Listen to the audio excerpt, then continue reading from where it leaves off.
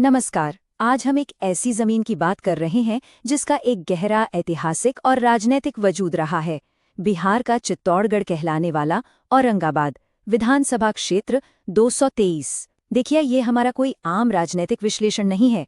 ये इस मिट्टी, यहाँ के बदलते मौसम और इस मिट्टी से जुड़े लोगों के रोजमर्रा के यथार्थ को समझने की एक कोशिश है। हम जमीनी हकीकत और डेटा के दस्तावेजों के जरिए इस क्षेत्र की नब्ज टटोलेंगे ताकि सतह के नीचे चल रही असली कहानी को समझ सकें। औरंगाबाद को अगर समझना है ना, तो आपको इसके गांवों में उतरना होगा। इसकी असली नब्ज इसकी ग्रामीण मिट्टी में बसती है। जरा सोचिए, यहाँ का लगभग 84.49% मतदाता पूरी तरह से ग्रामीण इलाकों में रहता है। इनका पूरा जीवन, इनके रोज के संघर्ष, इनकी उम्मीदें, सब कुछ सीधे तौर पर कृषि और खेती किसानी से जुड़ा है। जब तक हम इस गहरे ग्रामीण यथार्थ को महसूस नहीं करेंगे, तब तक यहाँ की किसी भी चुनावी हलचल को समझना बिल्कुल नामुमकिन है। तो अब एक बड़ा सवाल उठता है, 2025 के चुनावों में अचानक ऐसा क्या हुआ कि इस ऐतिहासिक क्षेत्र का जनादेश ही पलट गया? महागठबंधन को हार का मुंह क्यों देखना पड़ा? अक्सर हम इसे किसी एक नेता या उम्मीदवार की नाकामी मान लेते हैं, लेकिन सच कहूं तो ये किसी एक व्यक्ति की विफलता नहीं थी, बल्कि यह उस गहरे ढांचागत और व्यवस्थागत पतन का नतीजा था जो लंबे समय से अंदर ही अंदर पक रहा था। आइए इसे सीधे डेटा के लेंस से देखते हैं। अब इस आंकड़े पर गौर कीजिए, 64.26%। 2025 में वोटिंग टर्नआउट में आया ये जबरदस्त उछाल कोई मामूली बात नहीं थी। इसी उछाल ने सीधे तौर पर एनडीए की जीत का रास्ता साफ कर दिया। चुनाव शास्त्र का सीधा नियम है, जब भी मतदान में इतना बड़ा और अचानक बदलाव होता है तो उसका सीधा और गहरा असर जमीनी समीकरणों पर पड़ता है, जो यहाँ भी हुआ। और ये मुकाबला कितना कड़ा था, इसका अंदाजा आप इस नंबर से लगाइए। महज 6,794 वोट। जी हाँ, एनडीए के उम्मीदवार ने कुल 87,200 वोट हासिल किए और भारतीय राष्ट्रीय कांग्रेस के मौजूदा विधायक को इतने ही छोटे से अंतर से हरा दिया। ये फासला साफ बताता है कि जमीनी स्तर पर हालात कितने नाजुक और संवेदनशील बने हुए थे। लेकिन हार जीत का असली खेल इस आंकड़े में छिपा है। 19,776 वोट। बहुजन समाज पार्टी ने अकेले इतने वोट हासिल कर लिए। इसने क्या किया? इसने सत्ता विरोधी दलित वोटों को बुरी तरह से बांट दिया। अगर आप ध्यान दें तो ये 19,000 का आंकड़ा हार के 6,000 के अंतर से कहीं ज्यादा बड़ा है। इस वोट बंटवारे ने, जिसे हम स्पॉइलर इफेक्ट कहते हैं, चुनाव का रुख निर्णायक रूप से मोड़ दिया और पुराने समीकरण पूरी तरह ध्वस्त कर दिए। देखिए, आगे बढ़ने से पहले एक बहुत ही अहम बात साफ करना जरूरी है। भारत के संवैधानिक मूल्य हमें हमेशा यही सिखाते हैं कि सार्वजनिक संवाद जिम्मेदार होना चाहिए और हर मतदाता की गरिमा सर्वोपरि है। इन चुनावी मैट्रिक्स का विश्लेषण करने का हमारा मकसद सिर्फ हार जीत का गणित समझना नहीं है। इसका असली मकसद है सार्वजनिक जीवन में जिम्मेदारी और मतदाताओं के सम्मान को वापस बहाल करना। यही तो लोकतंत्र की सबसे बुनियादी जरूरत है। अगर हम पिछले 3 चुनावों की मेमोरी को ट्रेस करें तो एक बहुत स्पष्ट और चिंताजनक पैटर्न सामने आता है। 2015 में जहां कांग्रेस की जीत का अंतर 12.06% था, वो 2020 में सिकुड़कर सिर्फ 1.34% रह गया और 2025 आते आते ये 3.38% की हार में तब्दील हो गया। ये क्या दिखाता है?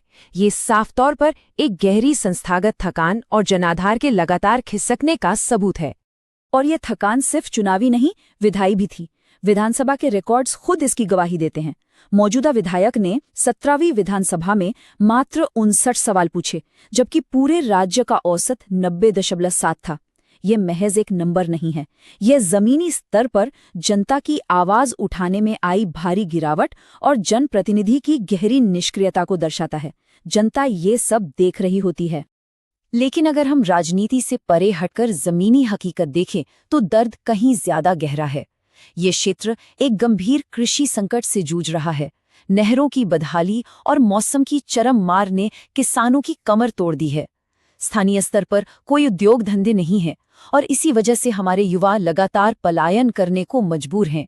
ये आर्थिक ठहराव, ये रोजमर्रा का संघर्ष ही इन राजनीतिक बदलावों की असली जड़ है। और जब हम स्वास्थ्य के आंकड़ों की ओर देखते हैं, खासकर बच्चों की सेहत की ओर, तो सच कहूं स्थिति बहुत तकलीफदेह है। नेशनल फैमिली हेल्थ सर्वे का ये डेटा दिखाता है कि यहाँ 68% बच्चे एनीमिया के शिकार हैं और 41% बच्चों का शारीरिक विकास रुका हुआ है। ये महज चार्ट और ग्राफ नहीं है, ये प्रशासन के तहत गहरे विकासात्मक संकट और सिस्टम की नाकामी की जीती जागती तस्वीरें हैं। तो अब आगे का रास्ता क्या है? इन गंभीर चुनौतियों से पार पाने के लिए 2030 के चुनावों का एक बहुत ही स्पष्ट और रणनीतिक ब्लूप्रिंट तैयार किया गया है। ये ब्लूप्रिंट खोई हुई राजनीतिक जमीन वापस पाने के लिए एक 4 चरणीय रणनीतिक ढांचा पेश करता है। आइए देखते हैं कि आने वाले समय के लिए क्या कदम प्रस्तावित किए गए हैं। रणनीति का पहला चरण, नींव का निर्माण। दस्तावेज का साफ सुझाव है कि पुराने समीकरण अब फेल हो चुके हैं, इसलिए अनुभव के आधार पर ये सीट कांग्रेस के बजाय आरजेडी को दी जानी चाहिए। इसके साथ ही थकी हुई पुरानी व्यवस्था को पूरी तरह हटाकर पिछड़े वर्गों के मजबूत एकत्रीकरण के साथ निष्क्रिय बूथ समितियों का 100% पुनर्गठन होना चाहिए। ये सबसे बुनियादी काम है। दूसरा चरण है विमर्श या नैरेटिव तय करना। जो दलित वोट 2025 में बसपा की ओर छिटक गए थे, उन्हें वापस लाने के लिए एक विशेष दलित विनबैक आउटरीच अभियान की जरूरत है। इसके अलावा महिला कार्यकर्ताओं के जरिए कुपोषण और एनीमिया के उन खतरनाक आंकड़ों को स्थानीय बैठकों में प्रमुखता से उठाया जाना चाहिए ताकि सत्ता की जवाबदेही तय हो सके। तीसरा चरण आता है जमीनी सक्रियता यानी ग्राउंड एक्टिवेशन का। चुनाव से पहले मतदाता सूचियों का बेहद बारीकी से ऑडिट करना बहुत जरूरी है ताकि किसी भी मतदाता को अधिकारों से वंचित न किया जा सके। इसके साथ ही स्थानीय मगही भाषा के डिजिटल नेटवर्क का उपयोग करते हुए पन्ना प्रमुखों को तैनात करने की योजना है ताकि मुस्लिम और यादव आधार को पूरी तरह सुरक्षित किया जा सके। और अंतिम चरण, मतदान के दिन की रसद और GOTV यानी गेट आउट द वोट। विरोधी दल के मोबिलाइजेशन का मुकाबला करने के लिए हाशिए पर रहने वाले दूर दराज के मतदाताओं के लिए विशेष परिवहन की व्यवस्था करना और किसी भी आपात स्थिति या गड़बड़ी से निपटने के लिए एक केंद्रीय रैपिड रिस्पांस वॉर रूम स्थापित करना ताकि बूथ मैनेजमेंट अचूक रहे।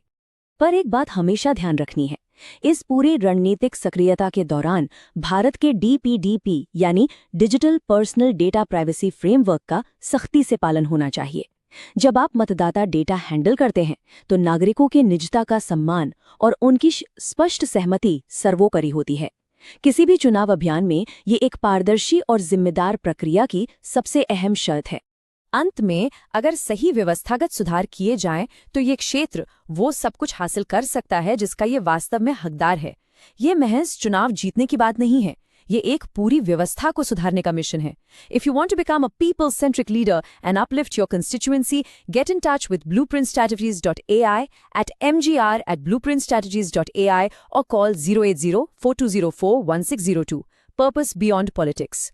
तो सबसे बड़ा सवाल यही है, क्या ये ढांचागत बदलाव वास्तव में औरंगाबाद की जमीनी हकीकत को बदल पाएंगे या ये महज एक और राजनीतिक प्रयोग बनकर रह जाएगा? सोचने वाली बात है। आज के इस विश्लेषण में हमारे साथ जुड़ने के लिए आपका बहुत बहुत धन्यवाद।